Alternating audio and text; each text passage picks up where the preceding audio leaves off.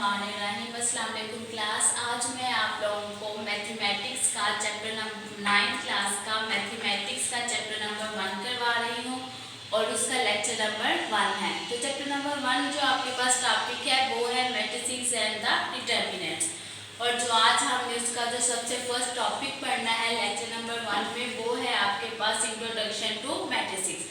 अब introduction to matrices में हम पढ़ेंगे कि मैट्रिसेस क्या होता है, ये है क्या चीज़ है। तो सबसे पहले यहाँ पे हमारे पास है मैट्रिक्स की डेफिनेशन। तो मैट्रिक्स की डेफिनेशन क्या है? An rectangular array of a number. Rectangular array का मतलब होता है अरेंजमेंट, यानी कि किसी भी नंबर्स की अरेंजमेंट, किसी नंबर्स को आज तरतीब से लिखना। कैसे? Enclosed bye a pair of square brackets, यानी कि किसी भी स्क्वायर ब्रैकेट्स में इनक्लोज्ड यानी कि बंद करके लिखना, पेयर बना के लिखना, उसको क्या कहते हैं? मैट्रिक्स। नीचे कुछ आपके पास एग्जांपल्स लिखी गई हैं। मैंने एक मैट्रिक्स लिखा है 1 2 3। अब देखिए, जब भी आपने मैट्रिक्स लिखना है तो इन मैट्रिक्स की सी खास तरतीब लिखनी है, यानी कि इनकी पोजीशंस वगैरह का आपने ख्याल रखना है। अगर मैट्रिसेस को आपने कंबाइन यानी कि जो एलिमेंट्स उनको कंबाइन करके लिख लिया तो वो आपके पास मैट्रिक्स नहीं कहलाएगा। ये ए मैट्रिक्स है और ये बी मैट्रिक्स, मैंने ये 2 मैट्रिक्स लिखे हैं, तो आप इसका कोई और भी मैट्रिक्स लिख सकते हैं। तो देखिए ना, क्लास अगर आप मैट्रिक्स की एग्जांपल डेली लाइफ में लें तो वो क्या हो सकती है? कभी आप लोग बाजार जाएं तो बाजार में आपने देखा होगा कि कोई शॉप वगैरह में जाए, खासतौर पे उन शॉप में जहाँ पे फ्रूट्स वगैरह होते हैं, तो शॉपकीपर्स ने उन फ्रूट्स को एक खास तरतीब से लगाया होता है, यानी कि एक एरे होता है, एक रेक्टेंगुलर की चीज़ बनी होती है जिसमें तरतीब से जो है वो फ्रूट्स वगैरह लगे होते हैं, अलग अलग जो है वो उनके बाग होते हैं, वहाँ पर उन्होंने फ्रूट्स लगाए होते हैं। तो मैट्रिक्स की आप एग्जांपल वहाँ से भी ले सकते हैं। तो नेक्स्ट आपके पास जो मैट्रिसेस में होता है वो मैट्रिसेस की रोज होती है, मैट्रिसेस के कॉलम्स होते हैं। अब रोज क्या होती है आपके पास? Horizontally arrangement of elements in matrices is called row, यानी कि हॉरिजॉन्टल यानी कि जो स्ट्रेट लाइन, सीधी लाइन में जो आपके पास एलिमेंट्स की जो तरतीब होती है उसको क्या कहा जाता है? रोज। अब जैसे यहाँ पे ए मैट्रिक्स है 1 2 3 4 5 और 6। अब इस मैट्रिक्स में देखिए आपके पास रोज कितनी है? एक रो बन रही है, जो रो बना रहा है वो 1 2 3 और जो सेकंड रो है वो आपके पास है 4 5 6। ये आपके पास क्या है? रो 2।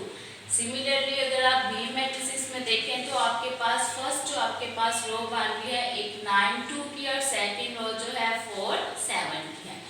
ये आपके पास है किसी भी मैट्रिसेस की जो रोज की अरेंजमेंट है। नेक्स्ट आपके पास आ जाता है कॉलम। कॉलम क्या होता है? Vertically arrangement of elements. Vertical column आपने वैसे भी अगर आप वैसे कॉलम देखें तो कॉलम्स क्या होते हैं? एक दरमियान में लाइन लगी होती है, इस साइड पे कुछ एलिमेंट्स होते हैं, कुछ उस साइड पे एलिमेंट्स, और कहा जाता है कि इन कॉलम्स को आपस में जो ट्रू एलिमेंट्स हैं उनको आपस में ज्वाइन करें। तो यहाँ पे भी सिमिलर जो आपके पास वर्टिकल स्ट्रेट लाइंस की जो अरेंजमेंट ऑफ एलिमेंट्स हैं वो आपके पास क्या कहलाते हैं? कॉलम। अब देखिए आपके पास वर्टिकल अरेंजमेंट कौन कौन सा बन रहा है? 1 4 ये कॉलम 1 बन गया है, 2 5 ये कॉलम 2 बन गया है, 3 6 ये कॉलम 3 बन गया है। सिमिलरली जो आपके पास बी मैट्रिक्स है उसके आपके पास कॉलम कौन कौन सा बन रहा है? एक 9 4 कॉलम 1 बन गया है, सेकेंड रो आपके पास क्या बन गया है? 2 7 ये कॉलम 2 बन गया है। यानी कि किसी भी मैट्रिक्स में उसकी जो वर्टिकली अरेंजमेंट है, जो आपके पास सीधी स्ट्रेट अरेंजमेंट होती है एलिमेंट्स की, वो क्या कहलाता है? कॉलम कहलाते हैं। हमने मैट्रिक्स पढ़ा है, उसकी रोज और उसका कॉलम। नेक्स्ट हमने क्या पढ़ना है? Order of matrix. देखिए मैट्रिक्स के हमें रोज का पता चल गया, कॉलम्स का भी पता चल गया है, लेकिन क्या ऑर्डर? अब देखिए मैंने यहाँ पे 2 मैट्रिसेस लिखे थे, दोनों मैट्रिसेस डिफरेंट टाइप के थे, डिफरेंस थे, एक जैसे नहीं थे। तो किसी भी मैट्रिक्स का जो ऑर्डर होता है उस मैट्रिक्स की आइडेंटिटी होता है। जैसे हमारी आइडेंटिटी हमारा नाम होता है, हमारे फैमिली में कितने मेंबर्स हैं, हमारी फैमिली में कितने यानी कि बहन हैं, हम कितने भाई हैं। सिमिलरली मैट्रिक्स के ऑर्डर में आपके पास क्या होता है कि इस मैट्रिक्स में रोज कितनी है और कॉलम्स कितने हैं। तो किसी मैट्रिक्स का ऑर्डर क्या कहलाता है? The number of rose and the number of columns of A matrix specifies it's order, यानी कि किसी किसी भी मैट्रिक्स में उसकी जो नंबर ऑफ रोज हैं और नंबर ऑफ कॉलम्स की जो तादाद है वो उसका ऑर्डर कहलाता है। अब देखिए यहाँ पे नीचे उन्होंने एग्जाम्पल लिखे है, इफ देयर आर m रोज, उन्होंने रोज को किससे रिप्रेजेंट किया हुआ है m से, एंड द m कॉलम्स, और कॉलम्स को किससे रिप्रेजेंट किया हुआ है n से, इन मैट्रिक्स n, कोई एक मैट्रिक्स है उसमें लेट्स सपोज करेंगे तो रोज है वो m है और कॉलम्स जो है वो n है। देन द ऑर्डर ऑफ, यानी कि किसी भी जो ऑर्डर है मैट्रिक्स का उसको हम किससे रिप्रेजेंट करते हैं m बाई n। तो m बाई n का क्या मतलब है कि पहले हमने क्या लिखना है, रोज लिखनी है, और उसके बाद जितनी नंबर ऑफ कॉलम्स हैं वो, अगर हमने इनकी पोजीशंस चेंज कर दी, फॉर एग्जांपल अगर हमने पहले कॉलम्स की तादाद लिख ली और फिर रोज की, तो वो ये जो आपके पास ऑर्डर है किसी भी मैट्रिक्स का वो गलत आ जाएगा। तो ये आपके पास एक फार्मूला है ऑर्डर ऑफ मैट्रिक्स का कि लेट्स सपोज करें आपके पास एक n मैट्रिक्स है।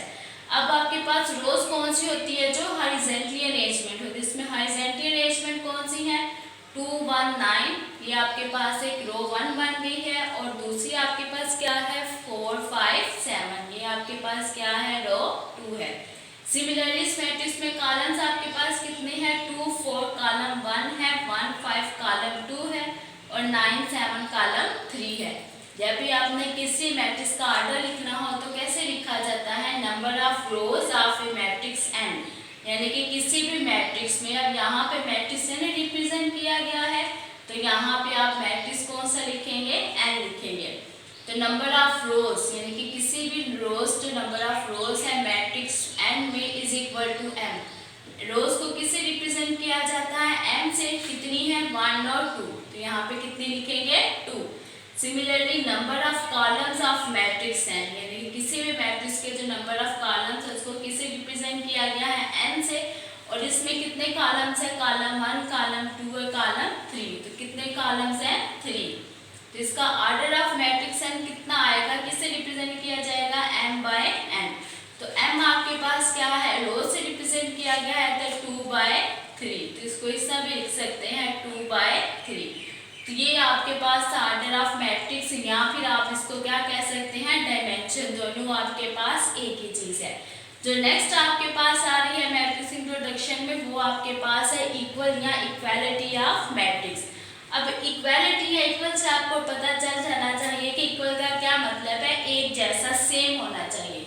तो यहाँ पे क्या है, 2 matrices A and B are said to be equal, यानी कि 2 मैट्रिसेस आपको दिए गए हैं, 2 मैट्रिसेस A और B दिए गए, कहा जाता है कि ये इक्वल कब होंगे, if they have same order.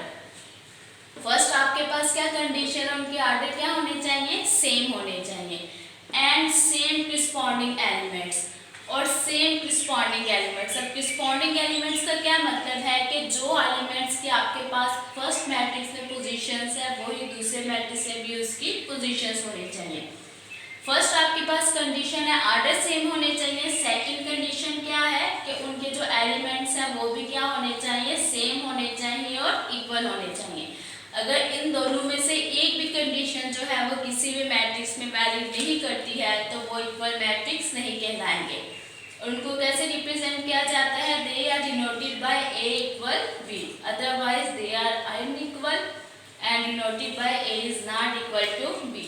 नीचे मैंने एग्जांपल लिखी है, A इज इक्वल टू है 1 2 3 4 और B मैंने क्या लिखा है 1 1 प्लस 1 1 प्लस 2 एंड 1 प्लस 3।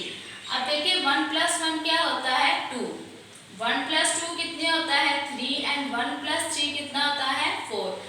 अब देखें कि इनका ऑर्डर क्या है, कितनी रोज इसमें बन रही है 2 रोज बन रही है, कॉलम्स कितने हैं 2 कॉलम्स है।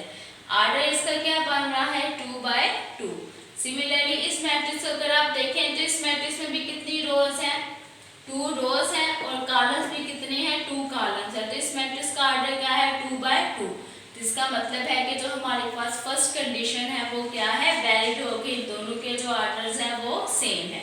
नेक्स्ट आप देखें क्या इनके कॉरस्पॉन्डिंग एलिमेंट्स जो है वो क्या उनके एलिमेंट्स भी सेम है या नहीं है। तो देखिए फर्स्ट आपके पास 1 है, यहाँ पे भी क्या है 1, सेकंड 2 है, यहाँ पे भी आपके पास क्या आ रहा है 2, ये आपके पास 3 है, यहाँ पे भी 3 है, ये 4 है, यहाँ पे भी 4 है। तो इसका क्या मतलब है कि A is equal to B, यानी कि इक्वल मैट्रिक्स में क्या है, ये दोनों मैट्रिक्स आपस में। लेट्स सपोज करते अगर 2 की जगह पे 3 और 3 की जगह पे 2 हो जाता। ऑर्डर इनके सेम है लेकिन एलिमेंट्स भी हैज वही हैं, लेकिन इनकी पोजीशंस क्या हो गई हैं, चेंज हो गई हैं, तब भी ये दोनों मैट्रिक्स आपस में इक्वल नहीं है। तो आज आपके पास सही था, फर्स्ट आपके पास मैट्रिक्स था, मैट्रिक्स क्या होता है, फिर उसकी रोज बताई गई हैं, फिर कॉलम्स, फिर उस मैट्रिक्स का ऑर्डर और फिर इक्वालिटीज ऑफ मैट्रिक्स आपको बताया गया है। तो अल्लाह हाफिज क्लास, आज के लिए इतना ही।